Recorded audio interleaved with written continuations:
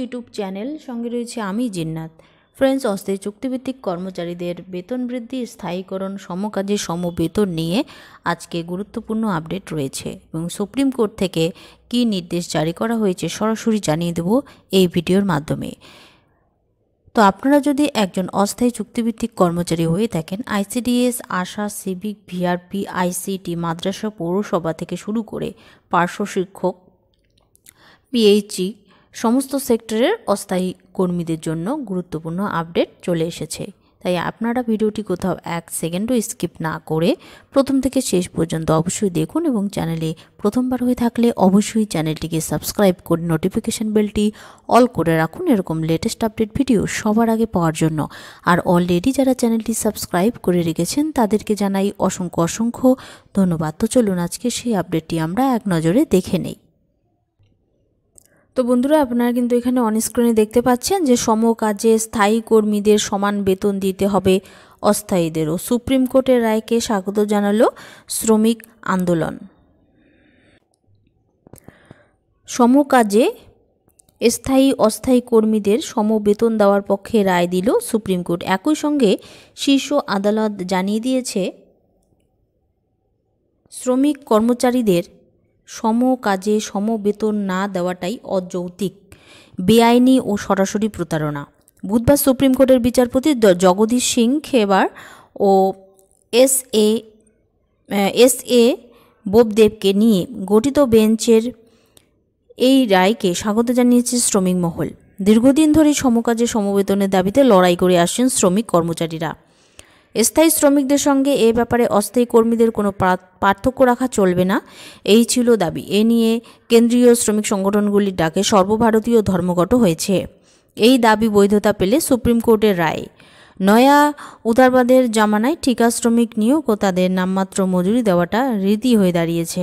Supreme কোর্টের এই রায়কে কেন্দ্র করে রাজ্য উভয়ই ঠিকা শ্রমিকদের সমকাজে সমবেতন দেওয়ার কথা জানিয়েছে। উল্লেখ্য, পাঞ্জাব সরকারের একজন অস্থায়ী ঠিকাকর্মী সমকাজে সমবেতনের দাবিতে এই মামলা করলে পাঞ্জাব ও হরিয়ানা হাইকোর্ট তার দাবি খারিজ করে দেয়। এ নিয়ে ওই কর্মী সুপ্রিম কোর্টের রায়ের বিরুদ্ধে মামলা করেন। সুপ্রিম কোর্ট এবার হাইকোর্টের রায় খারিজ করে দিয়ে সমকাজে সমবেতনের মজুরি দেওয়ার পক্ষে রায় দেয়।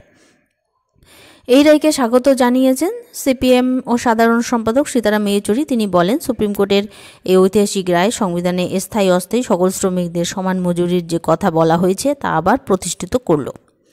সিআইটিইউ এদিন এক বিবৃতিতে এই রায়কে স্বাগত জানিয়ে বলেছে, সুপ্রিম কোর্ট পরিষ্কার জানিয়েছে সমকাজে সমমজুরি পাওয়া শ্রমিকের সাংবিধানিক অধিকার। সরকারের এখন উচিত অক্ষরে অক্ষরে এই সাংবিধানিক দায়িত্ব পালন করে সকল শ্রমিক কর্মচারীদের সমকাজে সমমজুরি প্রদান করা। ন্যায্য মজুরির দাবির কথা উঠলে কোনোভাবেই আমল দেয় না সরকার। নানা অজুহাতে তা এড়িয়ে যাওয়া হয়। সরকারের এই মনোভাবকে কড়া ভাষায় সমালোচনা করা হয়েছে সুপ্রিম কোর্টের রায়। বলা হয়েছে, আমাদের বিবেচিত মত হলো শ্রমিকদের প্রাপ্য মজুরি থেকে বঞ্চিত করতে নানা কৃত্রিম বাহানা তৈরি করা হয়। একজন অস্থায়ী কর্মচারী নিয়োগ হলে স্থায়ী কর্মচারীর মতো একই কাজ করে।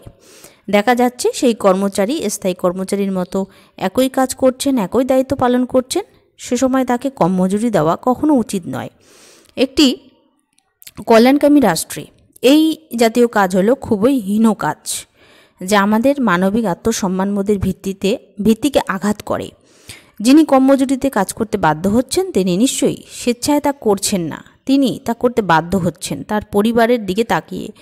তাদের মাথায় এক টুকরো ছাদ ও মুখে অন্ন জোটাতে তিনি তার আত্মসম্মান বিকিয়ে এই কম মজুরিতে কাজ করতে বাধ্য হন। তিনি জানান, এইভাবে আত্মসম্মান বিকিয়ে কম মজুরির রোজগারটুকু না করলে তার পরিবার যা তার উপর নির্ভর করে তারা চরম ভোগান্তির শিকার হবেন। এইভাবে কম মজুরি দেওয়ার অর্থ হলো অধীনতার রূপ, চরম শোষণ ও দাসত্ব চালানো, যা নিশ্চিতভাবে চরম জুলুমের নামান্তর। এই প্রসঙ্গে রায়ে সংবিধানের 7 নম্বর ধারার কথা উল্লেখ করা হয়, যেখানে পরিষ্কার বলা হয়েছে রাষ্ট্র তার শ্রমিক কর্মচারীদের ন্যায্য সমান মজুরির ব্যবস্থা করবে। এতে বৈষম্য থাকবে না, তাদের সুষ্ঠুভাবে জীবন ধারণের উপযোগী মজুরি দেওয়ার ব্যবস্থা করতে হবে। সকলের সুষ্ঠুভাবে জীবন ধারণ থাকবে, সমান অধিকার এবং সমান সুযোগ। সুপ্রিম কোর্টের বিভিন্ন রায়ে সংবিধানের এই ধারা স্মরণ করা হয়েছে বলে উল্লেখ করা হয় এই রায়ে।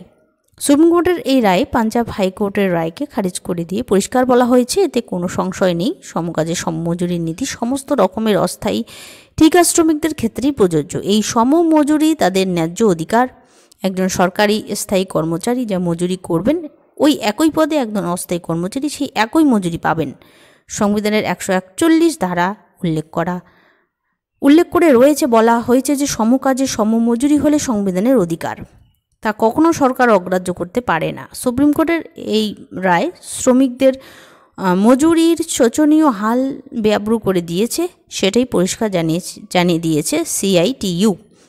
এবং বিবৃতিতে বলা হয়েছে, শ্রমিক সংগঠনগুলিও দীর্ঘদিন ধরে সমকাজে সমমজুরি দাবি করলেও তা উপেক্ষিত হয়ে এসেছে। সংবিধানে এ নিয়ে আইনি ব্যবস্থা থাকলেও তা মানা হয় না। পুরুষ মহিলা সমকাজে সমমজুরির কথা সংবিধানে বলা থাকলেও তা মানা হয় না।